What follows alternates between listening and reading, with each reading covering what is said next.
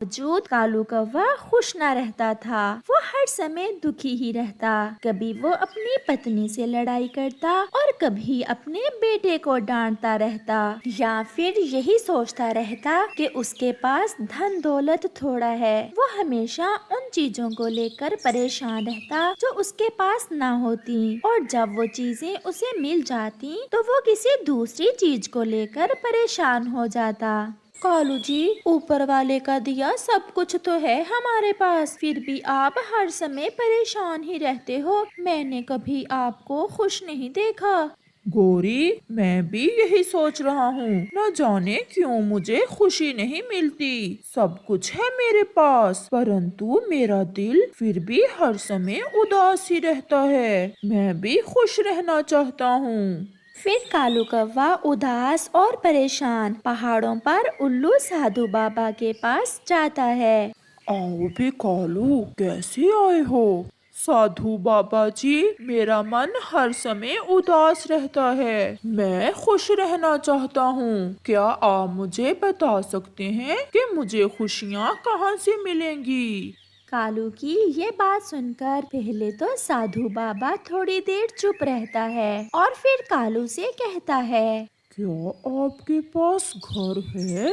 जी जी साधु बाबा जी, मेरे पास बहुत सुंदर घर है। क्या आपका परिवार है? जी जी साधु बाबा जी, मेरी पत्नी भी है और मेरा एक बेटा भी है। जिंदगी गुजारने की बाकी चीजें सब है, फिर भी मुझे खुशी नहीं मिलती। फिर साधु उल्लू कालू कौवे से कहता है। मैं तुम्हें खुश रहने का एक जादू दे सकता हूँ, परंतु पहले तुम्हें एक बार जंगल के दूसरे पक्षियों के पास जाना होगा। दूसरे पक्षियों के पास? वो क्यों? तुम जाकर दूसरे पक्षियों से पूछो क्या वो सब अपनी अपनी जिंदगी से खुश हैं, और सबसे पूछकर वापस मेरे पास आना, फिर मैं तुम्हें वो जादू बताऊंगा। फिर कालू कौवा साधु उल्लू बाबा के पास से चला जाता है। वो सबसे पहले तोते के पास जाता है और जाकर तोते से पूछता है। तोते यार, मैं एक सवाल लेकर आया हूँ। कालू, क्या सवाल है? पूछो। आप मुझे ये बताओ कि क्या आप अपनी जिंदगी से खुश हो? ये सुनकर तोता एक लंबी सांस लेता है और कहता है। यार कालू, मेरे पास घर भी है और पत्नी भी, सब कुछ है, परंतु मेरी कोई संतान नहीं है। अगर मेरे पास संतान होती तो मैं बहुत खुश होता। इसका मतलब तोता भी अपनी जिंदगी से खुश नहीं है। मुझे किसी और पक्षी के पास जाना होगा। फिर कालू कौवा कबूतर के पास जाता है और कबूतर से जाकर वही सवाल करता है। कबूतर, क्या आप अपनी जिंदगी से खुश हो? कबूतर पहले से भी ज्यादा दुखी हो जाता है। कबूतर यार, बताओ, मैं जानना चाहता हूँ। दोस्त, बात ये है कि मेरे पास सब कुछ है, घर है, परिवार है, परंतु मेरी पत्नी बहुत बीमार है। अगर मेरी पत्नी स्वस्थ होती तो फिर मैं बहुत खुश होता। कबूतर की ये बात सोचकर कालू दिल ही दिल में सोचता है। मेरी तो पत्नी भी स्वस्थ है, मैं और मेरा बेटा भी। चलो किसी और के पास जाता हूँ। ये कबूतर भी मेरी तरह ही दुखी है। वो फिर से उड़ता है और चिड़िया के पास जाता है। चिड़िया, मैं खुशियों को ढूंढने निकला हूँ और साधु उल्लू बाबा ने मुझे सब पक्षियों के पास जाने का कहा है। आप बताओ कि क्या आप अपनी जिंदगी से खुश हो? मैं अपनी जिंदगी खुशियों से गुजार रही थी। मेरे पास घर है, मेरा बेटा है, परंतु जब से मेरा पति मरा है मुझे कुछ भी अच्छा नहीं लगता, इसलिए मैं हर समय दुखी ही रहती हूँ। अभी तक कालू को कोई भी पक्षी ऐसा न मिला था जो अपनी जिंदगी से पूरी तरह खुश हो, और ना ही कोई ऐसा पक्षी मिला था जिसके पास वो सब कुछ हो जो कालू कौवे के पास है। उड़ते उड़ते कालू कौवा बुलबुल के पास जाता है। ये बुलबुल तो अपनी जिंदगी से जरूर खुश होगी। मैं इससे पूछता हूँ, बुलबुल बहन, क्या आप अपनी जिंदगी से खुश हो? कालू, कभी कोई गरीब भी खुश रह सकता है। मेरे पास तो घर है और ना ही परिवार। मैं अकेले ही एक पेड़ पर रहती हूँ। भला मुझे खुशियाँ कहाँ से मिलेंगी? कोई अकेला कैसे खुश रह सकता है? शाम होने को थी और कालू ये सोचकर वापस होता है कि इस जंगल में तो कोई भी खुश नहीं है। वो कौन सा अकेला है जो खुश नहीं रहता। फिर वो वापस साधु उल्लू बाबा के पास आता है। तो कौवे, क्या आप गए थे सब पक्षियों के पास? साधु उल्लू जी, मैं सबके पास गया, परंतु मुझे कोई भी पक्षी अपनी जिंदगी से खुश नहीं मिला। क्या उनके पास वो सब कुछ था जो तुम्हारे पास है? नहीं उल्लू जी, मेरे पास तो सब कुछ है। चिड़िया का पति नहीं है, तोते की संतान नहीं है और कबूतर की पत्नी स्वस्थ नहीं है। बुलबुल के पास तो घर भी नहीं है। तो फिर पूरे जंगल में एक तुम हो जिसके पास सब कुछ है और तुम फिर भी खुश नहीं हो। मैंने तुम्हें इसीलिए दूसरे पक्षियों के पास भेजा था ताकि तुम जान सको कि बहुत कम पक्षी होते हैं जिनके पास वो सब होता है जो तुम्हारे पास है और तुम फिर भी खुश नहीं हो। इससे बढ़कर तुम क्या चाहते हो? क्या तुम चाहते हो कि तुम्हारा घर ना हो? नहीं नहीं उल्लू जी, क्या तुम चाहते हो तुम्हारा परिवार ना हो? नहीं, मुझे अपने परिवार से बहुत प्यार है।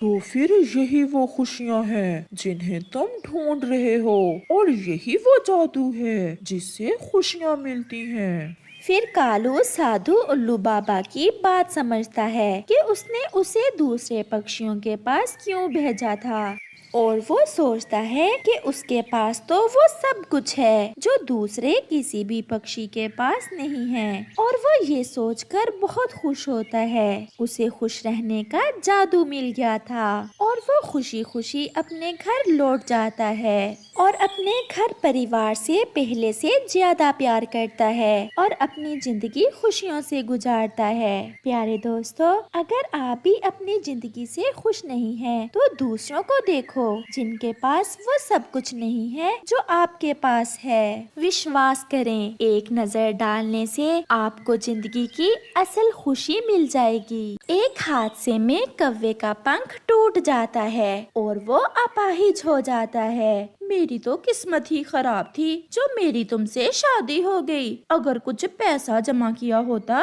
तो आज हमारे काम आता। अब कैसे चलेगा घर का चूल्हा? जो मैं कमा कर लाता था तुम सारे का सारा अपने मेकअप में लगा देती थी। कमाना मेरा काम था और जमा करना तुम्हारा। मैंने कौन सा अपना पंख जानबूझकर तोड़ा है? कालू जी, मुझे तो कोई काम धंधा आता नहीं है। अब एक तुम ही हो जो इस टूटे पंख के साथ भी मुझे कमा कर दे सकते हो। वो कैसे गोरी? मैं टूटे पंख से कैसे कमा सकता हूँ? एक उपाय है मेरे पास। मैं जंगल के बीच वाले रास्ते में तुम्हें बैठा दिया करूँगी और तुम वहाँ आते जाते पक्षियों से भीख मांगा करना। भीख? तो अब क्या मैं भीख मांगूंगा?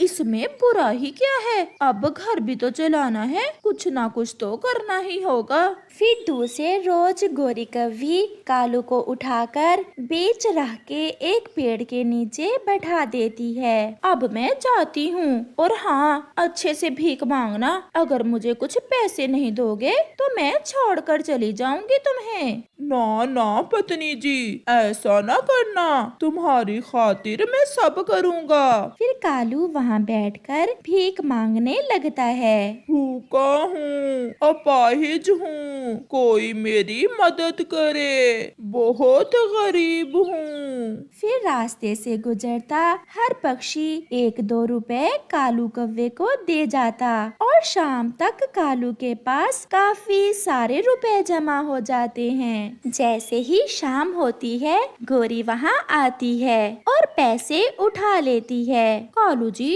घर जाकर तुमने क्या करना है? इधर इसी पेड़ के नीचे ही सो जाओ, कल फिर मैं तुम्हें कैसे उठा कर लाऊंगी। गोरी, तुम पत्नी हो मेरी, आज अगर मेरा पंख टूट गया है तो तुम मुझसे इतना बुरा व्यवहार क्यों कर रही हो? अब तो मैं तुम्हें पैसे भी कमा कर देने लगा हूँ। अगर ज्यादा बातें सुनाई तो अभी तुम्हें छोड़कर अपनी माँ के पास चली जाऊंगी। गौरी की इस बात से तो कालू बहुत डरता था। वो तुरंत बोलता है, ना ना गौरी, मुझे छोड़कर ना जाना, मैं यहीं रह लूंगा। फिर कालू रात उसी पेड़ के नीचे सो जाता है। दूसरे दिन जब कालू भीख मांग रहा था तो वहाँ एक चिड़िया आ जाती है। अरे, क्या तुम कालू हो? हाँ, मेरा नाम कालू ही है। मैं रानो हूँ, तुम्हारी बचपन की दोस्त। क्या पहचाना मुझे? रानो? क्या तुम रानो हो, मेरी दोस्त? कैसी हो? मैं तो ठीक हूँ, परंतु ये क्या, तुम ऐसे भीख क्यों मांग रहे हो? फिर कौवा उसे सारी बात बताता है। मेरी पत्नी गौरी मुझे यहाँ छोड़ गई है और अगर मैं भीख ना मांगू तो वो मुझे छोड़कर चली जाएगी। मैं भी कुछ दिनों से इसी जंगल में आ गई हूँ। चलो मैं तुम्हें अपने घर ले जाती हूँ। मेरा घर बहुत सुंदर है। मैं अपने दोस्त को ऐसे भीख मांगते नहीं देख सकती। फिर रानो चिड़िया कालू कौवे को अपने साथ ले जाती है। कल से तुम भीख मांगने नहीं जाया करोगे। मैं फूलों के हार बेचती हूँ। मैं फूल लाया करूँगी और आप बैठकर हार बनाया करना और फिर मैं जंगल में बेच आया करूँगी। रानो, किसी ने सच ही कहा है कि अगर रिश्तों में प्यार ना हो तो रिश्ते किसी काम के नहीं। एक मेरी पत्नी है कि मुझे पैसों के लालच में भीख मांगने पर मजबूर करती है और एक तुम हो कि मेरा इतना ख्याल कर रही हो। दूसरे दिन जब गौरी कालू से पैसे लेने आती है तो उसे वहाँ ना देखकर हैरान हो जाती है। ये लंगड़ा अब कहाँ चला गया? खुद से तो कहीं जा नहीं सकता।